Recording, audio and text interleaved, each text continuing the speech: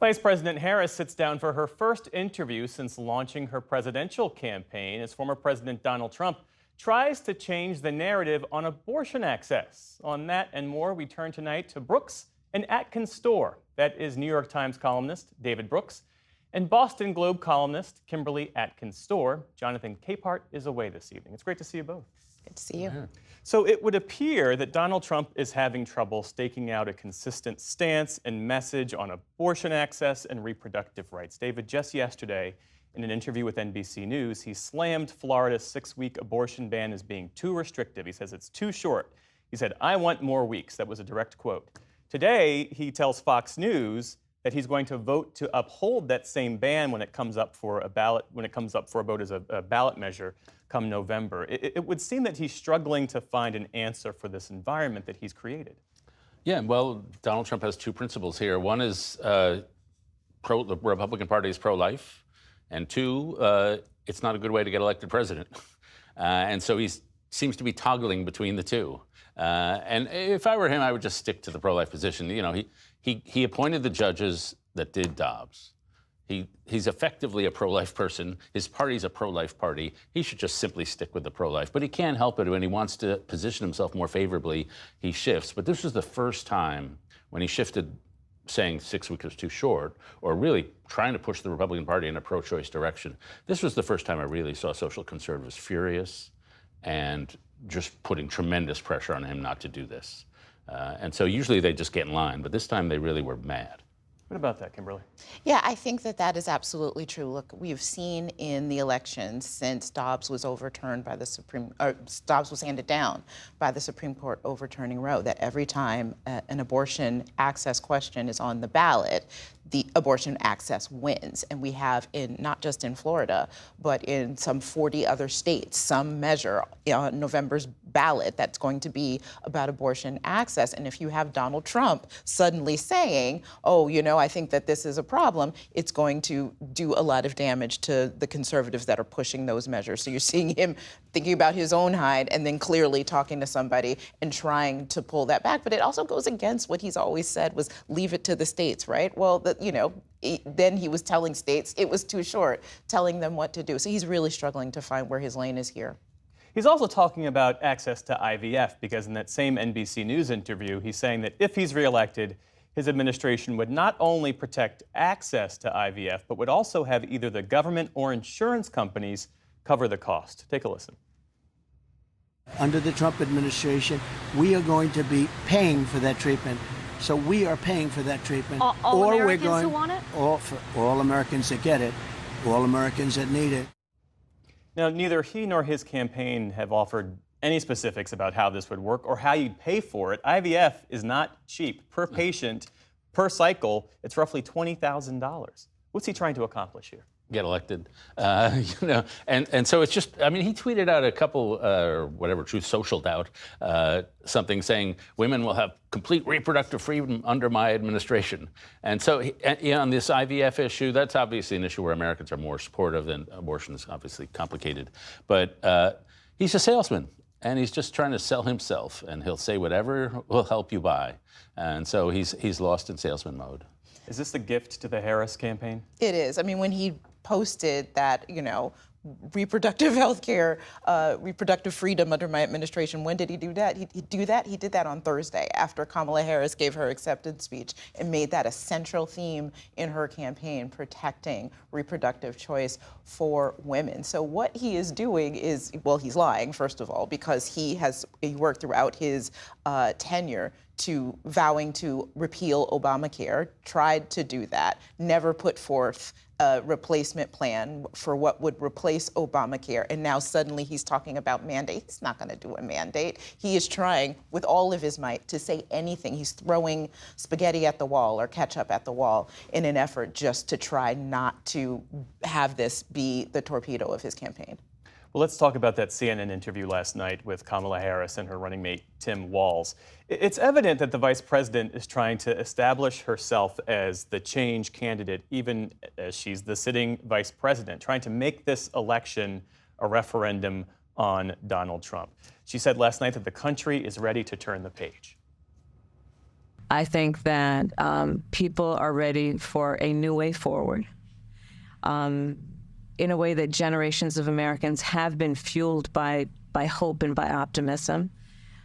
I think, sadly, in the last decade, we have had in the former president someone who has really been pushing an agenda and an environment that is about diminishing the character and the strength of who we are as Americans, really dividing our nation, and I think people are ready to turn the page on that.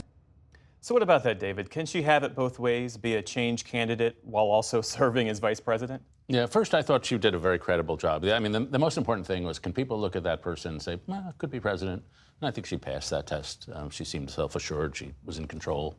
I think she's right to drop all her 2019 positions, basically. She should just do that ruthlessly. I mean, I'm personally glad to see her moving toward the center with the Republican. It's sort of gimmicky to put a Republican in my cabinet, but Obama did it, George W. Bush did it.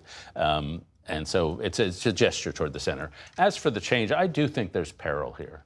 It's a tradition. A lot of sitting vice presidents run for president. That happens a lot in American history. Most of them lose. And they lose because they're not willing to break with the current administration. And if you want to be a change agent, it's good to say, we have to have a new path forward. There has to be some substance to it. And if you're just embracing the Biden agenda up and down the line on economic policy and everything, it's not a change. And so I think eventually she has to show some substantive change and not just rhetorical change. Yeah, I think it's a little different here. Yes, vice presidents have not done well when they've run for president, but that's often after 8 years of the other president running. This is after 4. This is with a lot of people who I've spoken to who were relieved because they voted for Joe Biden thinking that he was a transitional president and were freaked out by the idea of him not.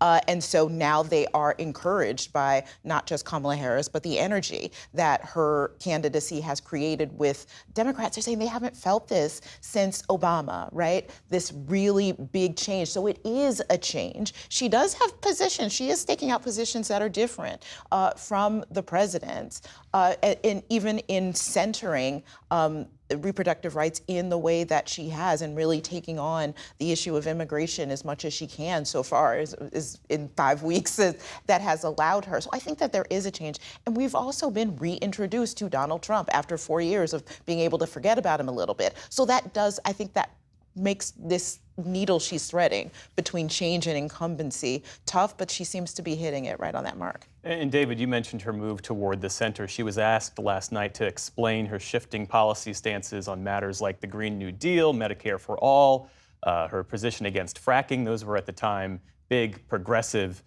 measures. Here's how she explained herself. In 2019, you said, quote, "There is no question I'm in favor of banning fracking." Do you still want to ban fracking? No, and I made that clear on the debate stage in 2020. What made you change that position at the time? Well, let's be clear. My values have not changed. What I have seen is that we can grow and we can increase a thriving clean energy economy without banning fracking. That line, my values have not changed, even though her stances on policy has changed. It was opportunistic in 2019. It's opportunistic now. The Democratic Party moved pretty far left on a whole bunch of issues in ways that I thought were politically suicidal. Decriminalizing the border, obviously the defunding the police, the ban on fracking. But it wasn't just her. It was all sorts of people on that Democratic debate stage as well. There were 20 people running that year. And Jim Clyburn decided, no, we can't be there. And Nancy Pelosi, too. And they said, Joe Biden. And so when it became a political option for her to go back toward the center, talk about being a prosecutor, she went that way. And so she's not the only opportunist to be a politician, but it was opportunistic.